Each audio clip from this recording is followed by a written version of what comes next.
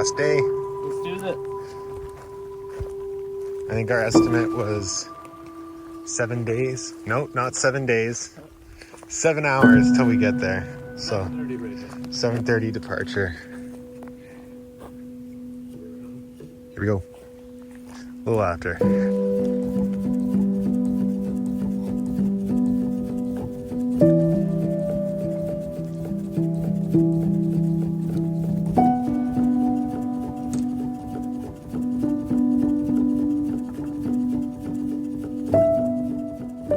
It's pretty overcast here on day 3. It says there's about a 40% chance of rain in the morning, 60 in the afternoon. We're hoping to make it back and beat that out. A lot more rock and everything, but I think with how yesterday was more of the sightseeing day, I think today is just going to be more of the keeping our head down and powering right through.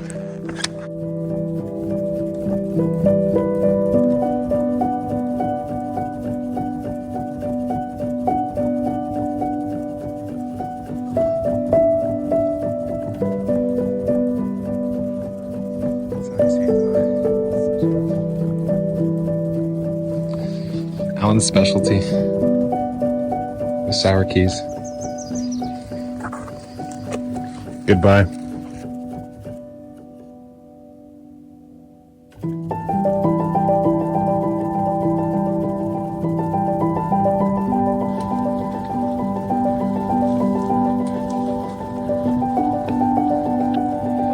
Georgian Bay off in the distance. It's so overcast you can't even see it like on the camera. It just looks like one thing.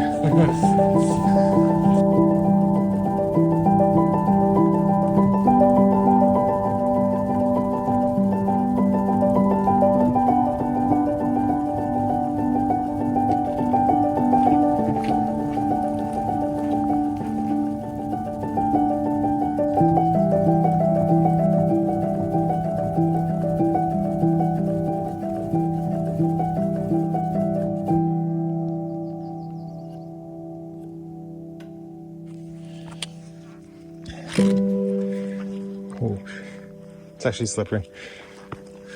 Literally just straight up.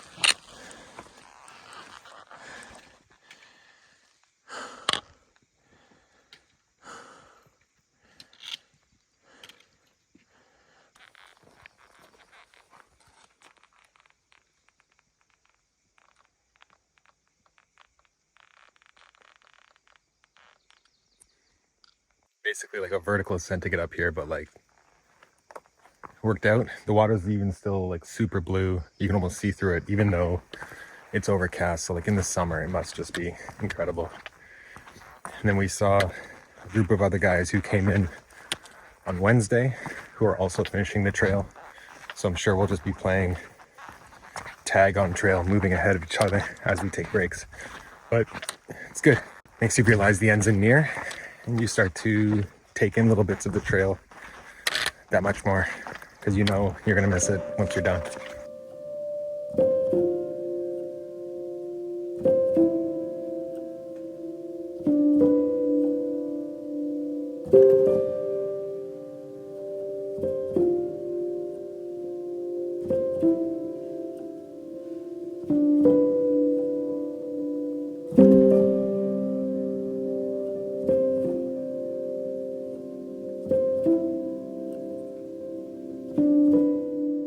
Last oatmeal on trail. Not bad. Sad. Alan, what do you got? I'm eating my bag of nuts and jerky? apricots. Yeah, and jerky. Meal of champions. That's all we got left, really. and then 2 things of couscous, which I don't think I'm gonna make. This bag feels heavy. Oh my god, you got so much. Holy shit.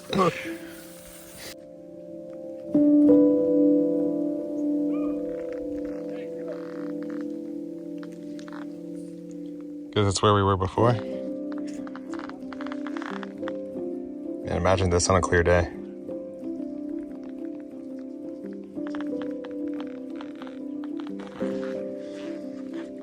Okay, let's go downhill.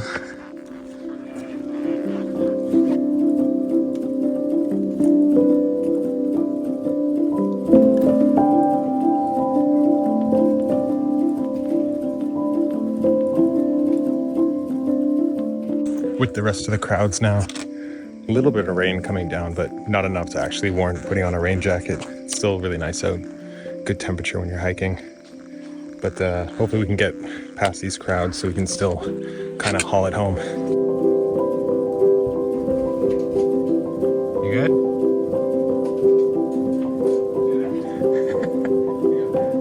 Yeah.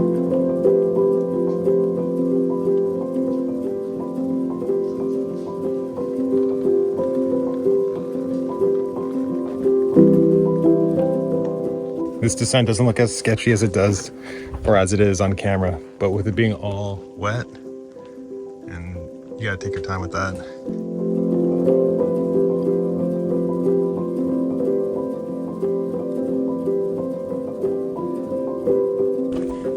So after descending down those boulders, we saw a bunch of day hikers, and we realized that that was the Crack day hike, which is funny because I did this hike like years ago, but later in the season.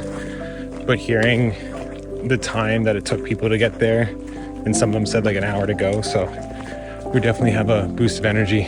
Plus we're walking on all this smooth ground now, so shifting into a higher gear now. Trying to get out of here.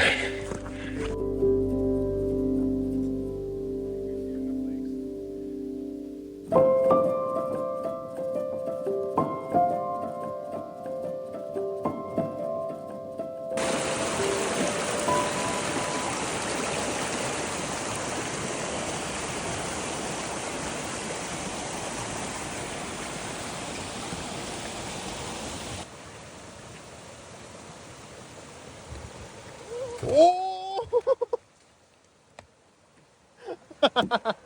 Right at the end.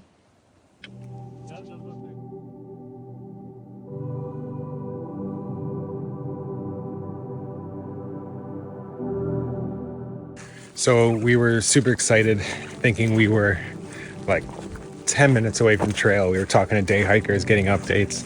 And they're like, oh, we were an hour away, 20 minutes away, 10 minutes away.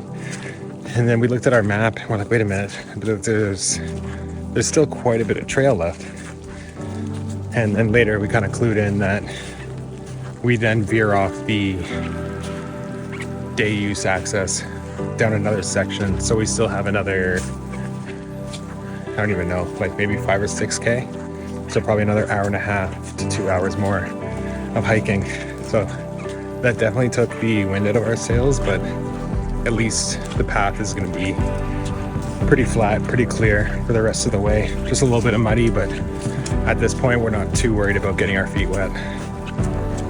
So next stop, parking lot. One more water crossing for us. It's a good one. Big ass dam.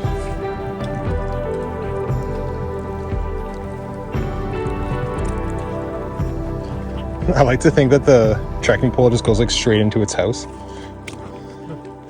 He's just trying to eat dinner.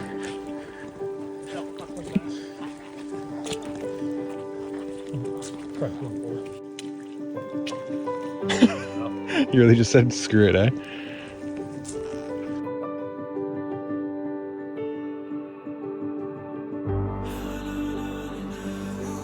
Not quite.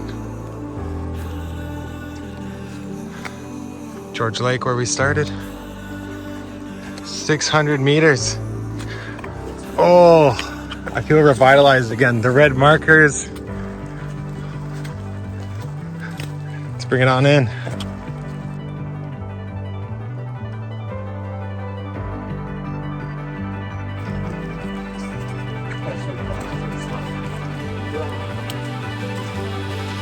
There it is.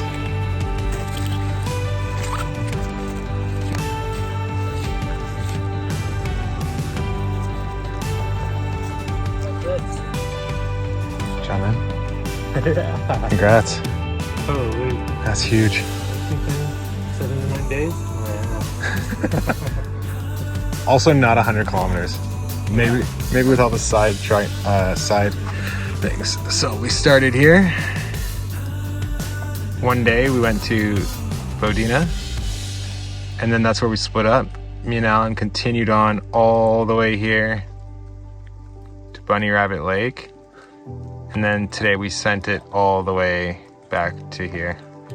Now we just got to go to our cars. Here we go. So that's the whole trail. Now it's just the long walk back to the cars on paved road, which is nice. But yeah, overall, really good experience. That last little bit, I think we were both struggling. It was more of like a feet shuffle than a walk, but had to take it slow because we're dying and it's wet. Alan, you talked about the first 2 days. How did this third day feel? Third one was harder mentally. Yeah. Yeah, just then it started raining. The rocks started getting slippery. I feel that. Feet started getting, they were just soaked. I fell into a beaver dam. Yeah. I feel like hearing those people, like, it took the wind out of our sails Yeah. when they're like, oh yeah, it's like an hour left. And we're like, wow, that's insane. We're so fast. The wrong parking lot. Yeah. Yeah, that didn't help. But That's Yeah. okay. It went exactly. Finished it. well. My feet sore, everything's sore, but it was worth it. 3 days, what an achievement. Yeah. The rain held off. We got beautiful this place. I know. The portages here look nuts, but there's a ton of hiking camping spots that look incredible. We saved a bunch, so hopefully we can come back out with some more people and just hike it in and spend a few days somewhere instead of doing the full loop. But yeah, off to the car and then 5-hour drive home. Should be fun.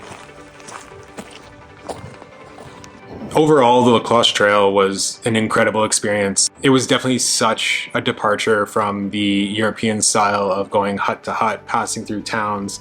Overall, I think if I were to do it again, I think the sweet spot would be around 4 or 5 days. Is it doable in 3 days? Yes. Is it very difficult to do in 3 days? I would also say yes. We were all pretty exhausted by the end of each day, especially just kind of jumping into it as the first kind of hiking trip of the season. Anything over 4 or 5 days, yes, you do get to experience the park for a longer time, but then you also have to deal with the negative effects of having to do a 6, 8, or 10-day food carry. And completing the trail definitely gave me a lot more confidence in doing these types of trails where I need to be self-sufficient, where I need to know I'm going to be comfortable doing a food carry, where I'm going to be comfortable not going through towns and knowing that I brought enough food without bringing too much. All those little things kind of add up to just have you take the right steps to making sure that the next hike is even more enjoyable than the last. But for those of you in Ontario, I would definitely recommend to look into the Cloche Trail if you are interested in doing some hiking. While it may be difficult to book, and it may be a bit daunting in terms of the kilometers, if you find the right group of friends and you can kind of keep the overall morale up and you just like being outdoors and you pick, in my opinion, pick a nice shoulder season or else you would be going through some pretty buggy areas. I definitely think it's a trail that a lot of people should experience because Killarney in general has some incredible views, and what better way to see it than getting there on your own 2 feet.